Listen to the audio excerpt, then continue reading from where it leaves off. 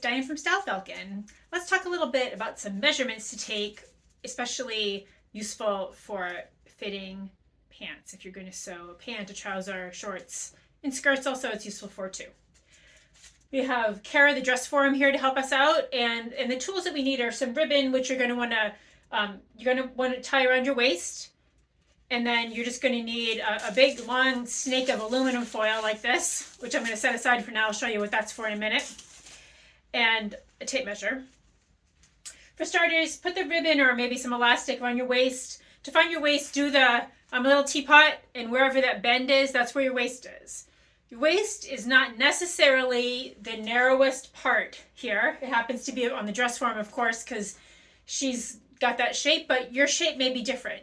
Sometimes, depending on your shape, the narrowest part may be kind of more up here under your bust, but that's not really where your waist is. Your waist is like a skeletal measurement, skeletal point, and it's really where that bend is. So that should be your waist. Tie a ribbon or a piece of elastic or something around that is kind of an anchor point, okay? And then you're going to just take the measurements. Take a measurement at that point. Then I take another measurement a couple inches down, and I would maybe just from that point as a reference, maybe 2 inches down from the abdomen, I would take a circumference measurement there. And then maybe another 2 inches down, take another circumference measurement, and so on until you get to the hip, which is again going to be more of a skeletal measurement, and you'll feel where your hip bones are. Like on Kara, the dress form, it might be kind of here. And I would take that circumference measurement. And then from there, I would do the same thing, but I would do front and back. So this is called an arc measurement. And I would do the same thing, an arc from the side, arc, front and back at the waist, 2 inches down, 2 inches down, 2 inches down, all the way to the hip. And do that front and back. And the reason why is because, you know, if you've got a tush, or maybe if you don't have a tush, your measurement is going to be different from the front to the back. And that is probably going to make a difference. So take those measurements for sure. Standing, maybe you'll have to get a friend to help you. And then take those same measurements, circumference, seated. And the reason is we probably all have that experience of when you sit, things maybe spread a little, and it's useful to know how that measurement maybe change. Okay, so be sure to do the standing and then do it seated. And also seated, as you'll note in the Style Falcon Ultimate Measuring Guide, take a measurement seated of your seated thighs. So if you're seated on sit on a pretty solid chair, a surface that's pretty rigid, maybe even the edge of a table or something like that, as opposed to a cushy sofa or a seat that has a pad on it. And seated, get your upper thigh measurement in addition to those other ones we just talked about, because some of us, certainly I do, the way my thighs are shaped, that tends to spread a little bit, and it's good to just sort of know what that measurement is like when you're seated. From there, you'll also want to take a measurement here to kind of measure the depth of your waist.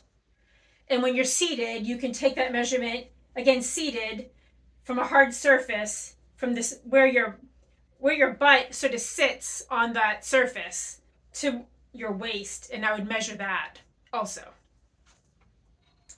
And then you're going to take a measurement from this waist point going around, excuse me, Kara, which is your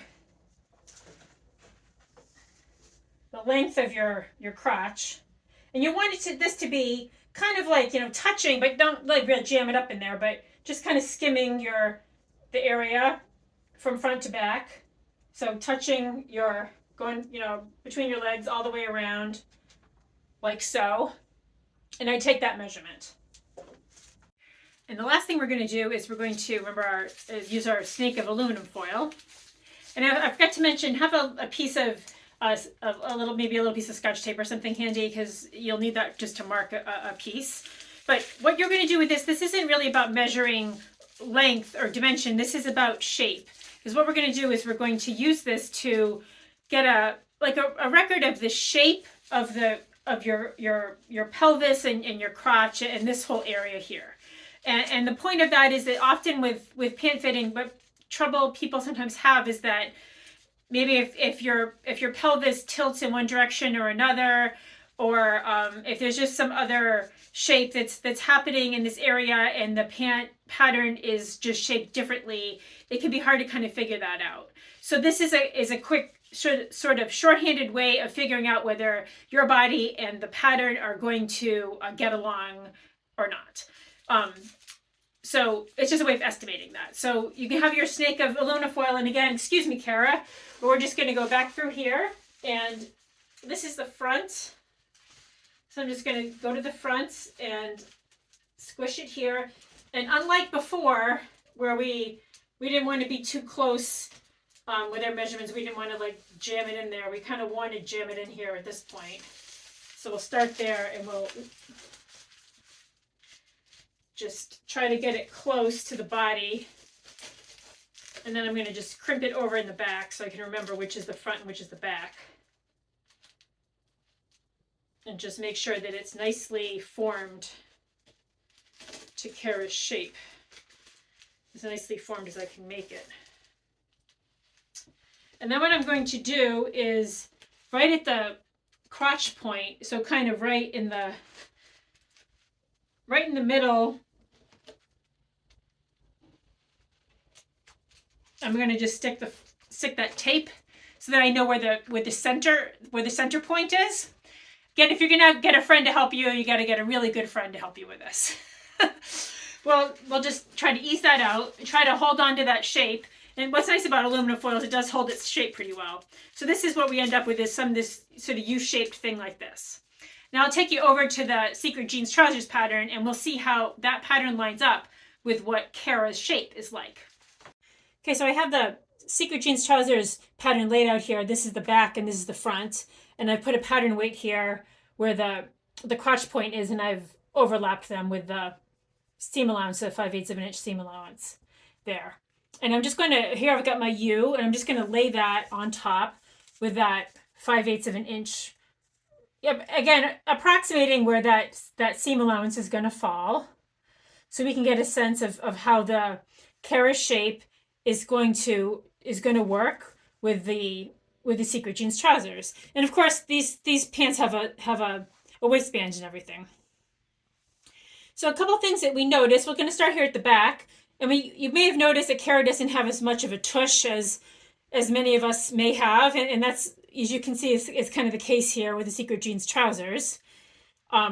These pants have more in the back. And also there's some more additional kind of,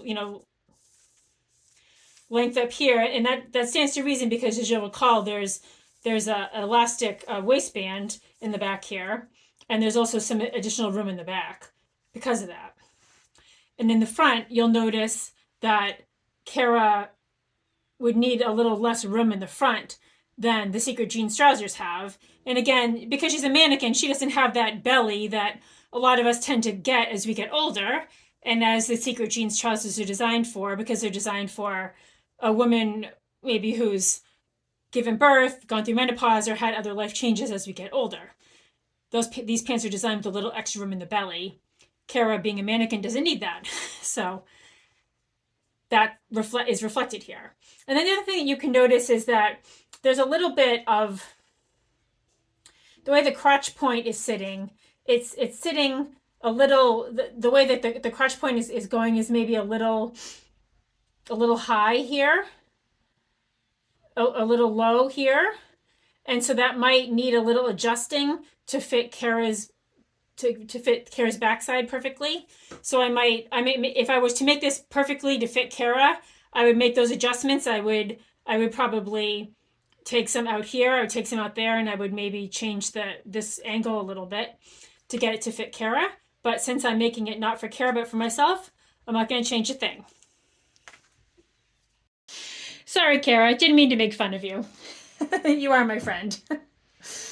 I hope that this little tutorial helped you figure out your pant pattern adventures, sewing adventures, and fitting adventures.